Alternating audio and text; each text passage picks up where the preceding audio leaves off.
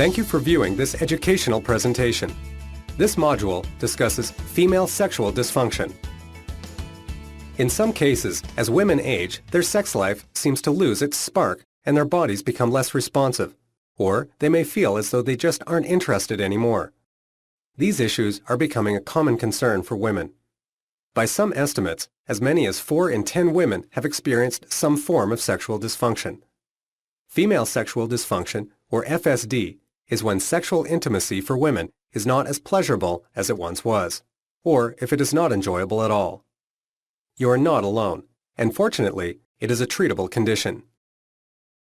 Female sexual dysfunction can be organized into 4 categories, ranging from lack of sex drive to sexual pain. These include low sexual desire, sexual arousal disorder, orgasmic disorder, and sexual pain disorder. Low sexual desire simply means a decrease in libido, a common term used to describe sexual desire or sex drive. In those with sexual arousal disorder, the desire for sex may be intact, but there is an inability to become or maintain arousal during sexual activity. Orgasmic disorder is determined to be the cause of female sexual dysfunction when there is a persistent or recurrent difficulty in achieving orgasm, while pain associated with sexual stimulation or vaginal contact is deemed to be sexual pain disorder. In women, most of these sexual problems can overlap in more than one category. The symptoms of female sexual dysfunction are closely related to the 4 categories discussed on the previous slide.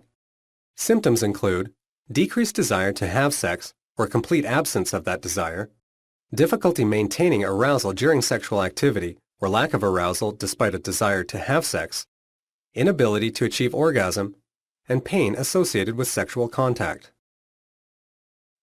What are the causes of female sexual dysfunction? There are several factors that can contribute to sexual dissatisfaction and dysfunction, and these causes tend to be interrelated. Female sexual dysfunction can be caused by physical conditions, hormonal changes, and psychological and social issues. There are a number of physical conditions that may cause or contribute to sexual problems. These include arthritis, urinary or bowel difficulties, pelvic surgery, fatigue, headaches, other pain problems, and neurological disorders such as multiple sclerosis. Also, there are certain medications, including some antidepressants, blood pressure medications, antihistamines, and chemotherapy drugs that have been known to decrease sex drive and the ability to achieve orgasm. Female sexual dysfunction can also arise from changes in hormones, which are chemicals that are released and affect other parts of the body. Changes in estrogen levels, for example, during menopausal transition, may lead to changes in genital tissues and sexual responsiveness. In this case, the folds of the skin that cover the genital region, the labia, shrink and become thinner, exposing more of the clitoris. This increased exposure sometimes reduces the sensitivity of the clitoris or may cause an unpleasant tingling or prickling sensation. Additionally, thinning and decreased elasticity of its lining causes the vagina to become more narrow. This is particularly true of women who are not sexually active. Many of these factors may lead to uncomfortable or painful intercourse, known as dyspareunia. Any change associated with estrogen levels during menopause may impact sexual function. However, most women continue to have satisfying sexual intimacy. Psychological factors that cause or contribute to sexual problems include emotional difficulties such as untreated anxiety, depression or stress, and a history of sexual abuse. During pregnancy, after childbirth, or while breastfeeding, you may experience a decrease in sexual drive. You may find it difficult to fill multiple needs and roles, such as job demands, homemaking, being a mother, and sometimes also caring for aging parents.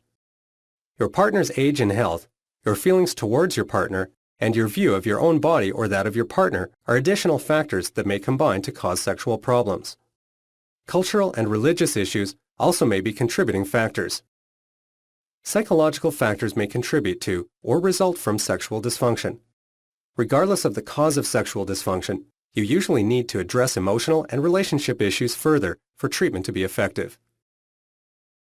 Although many women are reluctant to discuss sexual concerns with a physician, it should be noted that sexual well-being is an integral part of a woman's life. Physicians may ask about the sexual health of a woman during routine visits, but women should attempt to be as forthcoming as possible about any problem they may be experiencing. In order to test for female sexual dysfunction, a pelvic examination may be necessary. The physician will check the pelvic region or any abnormalities or physical changes that may be affecting sexual enjoyment. The physician may also refer you to a counselor or therapist to help assist in advising you about sexual relationships. There are two forms of treatment for female sexual dysfunction: non-medical treatment and medical treatment. In reference to non-medical treatment, many factors can be addressed. Communication with your partner is essential, as open and honest communication with your partner can enhance your emotional and sexual intimacy. There are a number of couples that never talk about their sex life, while others are less inhibited. It can be difficult to resolve differences in sexual desire with your partner over a lifetime, and communicating your feelings may be helpful. There are good books available to help you better communicate with your partner about sexual likes and dislikes and ways to provide feedback in order to fulfill your sexual needs. Ask your doctor for recommendations. Also, begin to make smart, healthy lifestyle changes. This would include avoiding drinking excessive amounts of alcohol, quitting smoking, exercising regularly, and making time for leisure and relaxation. Not only are all of these important for your sexual health, but they are also good for your overall health. It is also helpful to strengthen your pelvic muscles. Pelvic floor exercises can help with some arousal and orgasm problems. Doing so-called Kegel exercises strengthens the muscles involved in pleasurable sexual sensations. To perform these exercises, tighten your pelvic muscles as if you're stopping your stream of urine, although don't do it while voiding. Hold for a count of 5.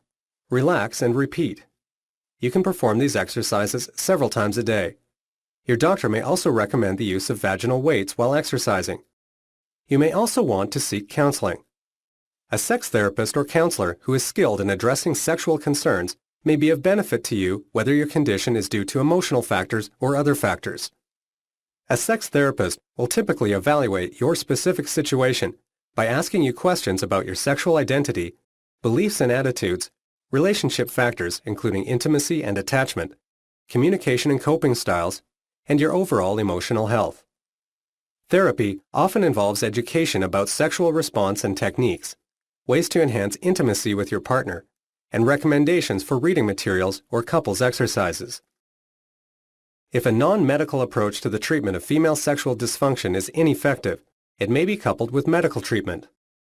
Effectively treating sexual dysfunction often requires addressing an underlying medical condition or hormonal change that's affecting your sexuality. Medical conditions that can contribute to sexual dysfunction include depression or anxiety, diabetes, cardiovascular and neurological diseases, pelvic or abdominal surgery, and cancers. There are a few times in a woman's life where she may be susceptible to vulnerable hormone levels, usually during pregnancy and the postpartum period, while using hormonal birth control methods, and during perimenopause and menopause. In order to treat the underlying condition, medical therapy for sexual dysfunction might include adjusting or changing medications that have sexual side effects, treating thyroid problems or other hormone conditions, optimizing treatment for depression or anxiety, strengthening pelvic floor muscles, and taking measures to relieve pelvic pain. The next step may be to treat hormonal deficiency directly with hormone therapy. Hormonal therapy can come from 3 sources: estrogen, progestin, and androgen. Let's first discuss estrogen therapy. Estrogens are important in maintaining the health of vaginal and external genital tissues. Replacing estrogen can improve sexual function in a number of ways, including increasing the tone and elasticity of vaginal tissues, increasing vaginal blood flow, enhancing lubrication, and having a positive effect on brain function and mood factors that impact sexual response. Localized estrogen therapy in the form of a vaginal cream, gel, or tablet can help with sexual changes due to menopause. The second hormone replacement treatment is progestin therapy. Some clinical studies have demonstrated that women taking progestins experienced a decrease in sexual desire and vaginal blood flow. However, in other studies, women experienced improvements in desire and arousal when they took a progestin in addition to the estrogen. Additional studies are needed to address these differences and to see if different progestin regimens, alone or in combination with estrogen and other hormonal agents, may benefit sexual function. Progestins are generally prescribed to balance the effects of estrogen on the uterus and not to treat sexual dysfunction. The third approach to treat hormone deficiency is androgen therapy. Androgen therapy, which includes male hormones such as testosterone, may be a beneficial treatment. Testosterone is important for sexual function in women as well as men, although testosterone occurs in much lower amounts in a woman. Although androgen therapy for sexual dysfunction in women is controversial, studies have shown a benefit for women who have low testosterone levels and develop sexual dysfunction. In these women, testosterone therapy reportedly improved libido, arousal, and sexual thoughts. It should be noted that other studies have demonstrated little or no benefit of testosterone therapy for women, and currently, no standard FDA-approved testosterone preparation exists for treating female sexual dysfunction. Testosterone therapy is available as a cream or gel patch applied to your skin. Sometimes testosterone is given as a pill or an injection. Possible side effects for women on testosterone therapy include acne, excess body hair or hirsutism, enlargement of the clitoris, and mood or personality changes such as aggressiveness or hostility. Since the long-term effects of androgen therapy are unknown, you should be closely monitored by your doctor. Emerging alternative treatments for female sexual dysfunction are on the horizon. Currently, researchers are evaluating the effectiveness of drugs such as sildenafil or Viagra, tadalafil or Cialis, and other drugs approved for the treatment of erectile dysfunction in men in treating certain types of female sexual dysfunction. Most studies have shown little benefit for women, but some have reported a benefit for women with sexual dysfunction due to antidepressant or anti-anxiety medication side effects. Tibolone is a drug currently used in Europe and Australia for treatment of postmenopausal osteoporosis. In a small study, women taking the drug experienced an increase in vaginal lubrication, arousal, and sexual desire.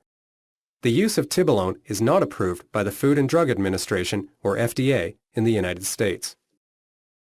Female sexual dysfunction, or FSD, is a common condition in women. It is actually even more common than erectile dysfunction in men. FSD can be caused by a number of different factors and conditions. However, FSD is a treatable condition with both non-medical and medical treatment approaches readily available. If you are suffering from FSD, please consult your doctor. These current references were used to assist in the preparation of this module. All of these are available through your local medical library or the internet if you are interested in more detailed reading on this subject.